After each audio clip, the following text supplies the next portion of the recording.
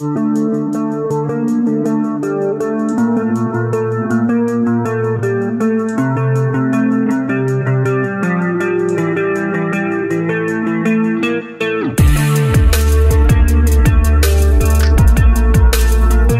Repair Café est un lieu d'échange, de partage de compétences et de connaissances. Il a pour but de réparer les objets, de leur donner une seconde vie, pour éviter qu'ils soient jetés et polluent la planète. Pour en savoir plus sur le Repair Café Val-de-Saône, nous accueillons sa présidente, Martine Dumas. Bonjour Martine. Bonjour. Vous avez créé le Repair Café Val-de-Saône en 2020. Comment vous est venue cette idée ? Eh bien, des amis belges qui m'ont rendu visite m'ont raconté qu'ils étaient en train de créer un Repair Café dans leur village. Et je les ai revus 6 mois après, leur Repair Café était créé. Et là, je me suis dit, c'est exactement ce qu'il faut que je fasse. Pourquoi ça vient de Belge ? Parce qu'en Belgique, il y a à peu près un Repair Café, une commune sur 2. Sachant que les Repair Cafés sont nés aux Pays-Bas, qui est un pays voisin de la Belgique. Le partage de compétences est au cœur de votre démarche. Est-ce que ça veut dire que vous pouvez nous apprendre à réparer nos objets ? Nous ne vous apprenons pas comme un cours, mais nous vous apprenons, si vous êtes d'accord, dans le cadre de la réparation, puisque le principe des Repair Cafés, qui est appliqué dans tous les Repair Cafés, c'est la co-réparation. Vous venez avec votre objet et vous mettez la main à la pâte avec le réparateur qui, lui, va vous guider, va vous demander de faire ça, ou vous expliquer ce qu'il est en train de faire. Vous pouvez bien sûr lui poser des questions. Et si vous vous sentez prêt à intervenir directement, il le fera volontiers puisque c'est notre vocation. Notre vocation, c'est justement de développer des comportements de réparateurs chez les personnes qui viennent, de façon à sensibiliser chacun à la réparation plutôt qu'au fait de jeter. Votre association compte près d'une centaine de bénévoles. Quel est leur profil ? Et est-ce que ce sont des professionnels de la réparation ? Alors le profil majoritaire des bénévoles du Repair Café, il faut bien le dire, ce sont des retraités qui ont effectivement accumulé un certain nombre d'expériences et de compétences tout au long de leur vie, soit parce que ce sont d'anciens professionnels, soit parce que ce sont des bricoleurs ou des MacGyver, c'est-à-dire des personnes qui sont capables de réaliser une réparation avec, comme on dit, 3 bouts de ficelle. Nous avons également des personnes qui sont actifs et qui nous rejoignent parce qu'ils croient beaucoup en notre association et en nos objectifs. Et notamment, ce sont des personnes qui ont entre 35 et 50 ans en général. Soit ils sont à leur compte et ils aménagent leurs horaires de travail pour pouvoir nous offrir des journées de réparation. Soit ils sont en télétravail et ils aménagent également leurs horaires et décalent leur temps de travail professionnel. Et nous avons même l'exemple d'un bénévole qui travaille dans l'administration, mais qui lui prend des RTT pour venir nous offrir son temps pendant nos journées de réparation.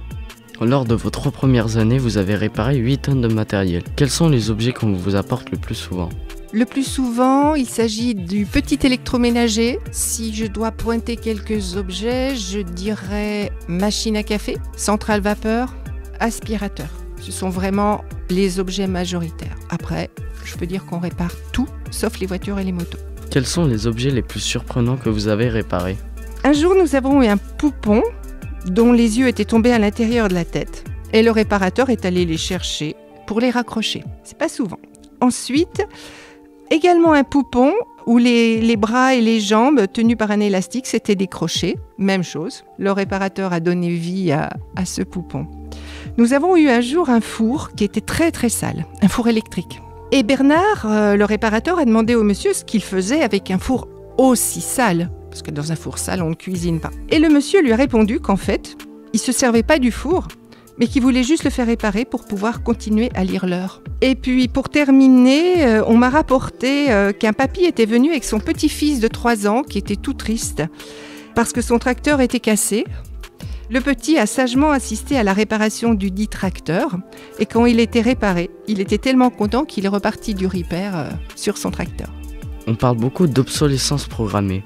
Est-ce que vous pouvez tout réparer ou est-ce que certains objets sont irréparables ? Il y a plusieurs aspects. On ne peut jamais tout réparer parce qu'il y a effectivement l'obsolescence programmée. Donc, nous savons aujourd'hui que les fabricants, les constructeurs fabriquent leurs objets en ne permettant pas la réparation pour justement que les usagers, les personnes, en rachètent d'autres. Parce que c'est comme ça qu'ils gagnent de l'argent. Ça, je pense que tout le monde le sait. Aujourd'hui, il y a une loi pour la réparabilité qui est en train de se développer et qui va à l'encontre de cette attitude. Donc, de plus en plus de constructeurs doivent appliquer cette loi et rendre leurs objets réparables. Donc ça, on parle de l'obsolescence programmée. Il y a d'autres cas. L'objet est extrêmement vieux et la pièce détachée n'existe plus. Là, on ne peut rien faire. Il y a également les cas où, et là, je vais revenir sur l'obsolescence programmée, où tout est soudé, tout est collé et on ne peut pas ouvrir l'appareil. Je vais vous faire une confidence. Nos réparateurs qui sont souvent MacGyver percent, ouvrent et ensuite remettent par exemple des vis ou des boulons pour refermer l'ensemble, ce qui leur a permis d'accéder à la machine et d'effectuer la réparation. Aujourd'hui, au Repair Café de Mâcon, nous réparons environ 80% des appareils qu'on nous apporte. Depuis 2023, vous avez un local fixe à Flacé. Qu'est-ce que cela a apporté à votre association? C'était notre rêve quand nous avons démarré et notre rêve s'est réalisé et nous remercions vraiment le maire de Mâcon de nous avoir accordé cette salle sur 21 dates de l'année à Mâcon. Ça nous apporte du confort, un énorme confort puisque nous avons maintenant un local pour stocker tout notre outillage et l'avoir sur place. Ça nous apporte aussi du confort parce que nous avons nos repères. Les réparateurs ont leurs repères. Nous n'avons pas à chaque fois à réfléchir à comment nous allons organiser la salle qui nous reçoit. Nous sommes heureux d'être à Flacé. Après, ce que ça a apporté, c'est que ça nous a permis de développer d'autres activités du Repair Café qui ne sont pas ouvertes au public. Quelles sont les démarches à effectuer si l'on souhaite vous apporter un objet à réparer et est-ce gratuit? Je vais commencer déjà par la gratuité. Pour accéder à la réparation de votre objet, quand vous venez au Repair Café, vous devez adhérer. Nous sommes une association. L'adhésion court du 1er septembre au 31 août. Mais pour permettre à chacun de pouvoir faire réparer son objet, l'adhésion est à prix libre. C'est-à-dire que chacun donne ce qu'il veut pour adhérer pendant 1 an. Pourquoi nous avons fait ce choix? C'est pour vraiment que chacun, en fonction de ses revenus, puisse y accéder. Et ça permet aussi aux personnes qui ont des revenus supérieurs mais qui souhaitent vraiment soutenir notre association, notre projet, de donner plus que ce que nous, on aurait pu demander. Donc en fait, c'est vraiment l'implication individuelle des personnes qui viennent faire réparer leur objet. Ensuite, la deuxième chose, c'est que la réparation est gratuite. Nous réparons, mais nous ne faisons rien payer, nous ne sommes pas des professionnels et nous ne souhaitons pas le devenir. Il y a des boîtes à dons sur les tables.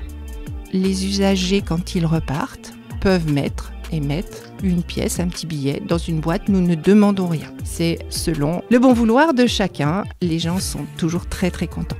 Donc voilà en ce qui concerne l'aspect financier. Ensuite, quelle démarche? Vous venez avec votre objet, on vous enregistre vous avec votre adhésion. Ensuite, vous passez une deuxième étape. Et là, on va enregistrer votre objet. On va lui faire une fiche d'identité où on va vous poser quelques questions pour savoir notamment s'il a déjà été réparé, ouvert, etc. On va peser l'objet parce que c'est ce qui nous permet, entre autres, ce qui vous a permis, entre autres, de dire qu'en 3 ans, on avait réparé 8 tonnes. Quand tout ça est fait, vous repartez avec l'objet et la fiche et vous allez vers un réparateur qui va pouvoir effectuer la réparation avec vous. Quand c'est terminé, vous repassez par l'accueil, vous redonnez votre petite fiche et vous partez. Et là, je vais anticiper une question. Et si vous avez besoin d'une pièce détachée, eh bien là, le réparateur va vous donner les références de la pièce détachée ainsi que son prix.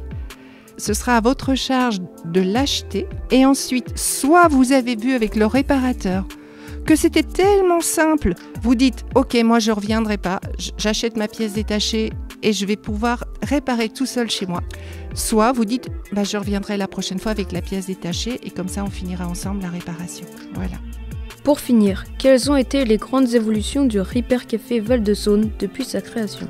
Depuis sa création, au début nous intervenions seulement sur Mâcon. Maintenant, sur 15 dates de réparation ouvertes au public, nous intervenons 10 dates sur Mâcon et 5 dates dans des communes environnantes. Les communes qui nous invitent sont des communes qui souhaitent sensibiliser leur population justement à la réduction des déchets et à la réparation.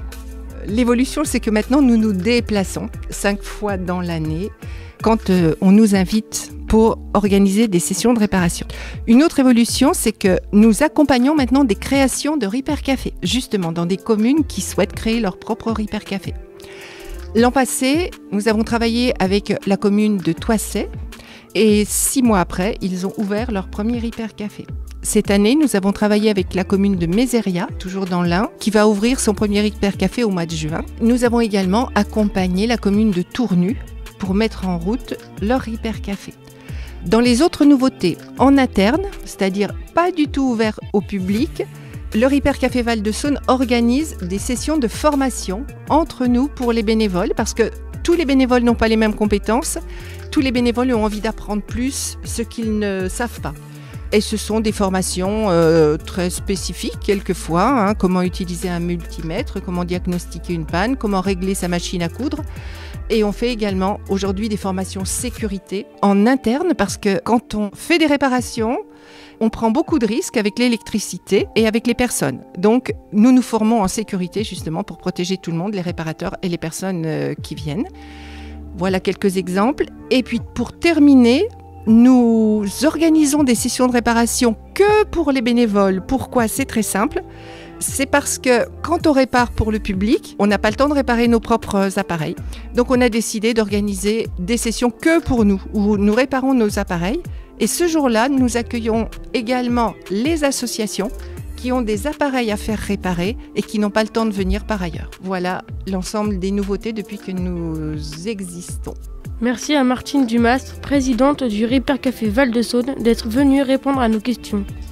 Si nos auditrices et nos auditeurs souhaitent en savoir plus, rendez-vous sur le site internet repaircafévaldesaône.fr. Merci à vous.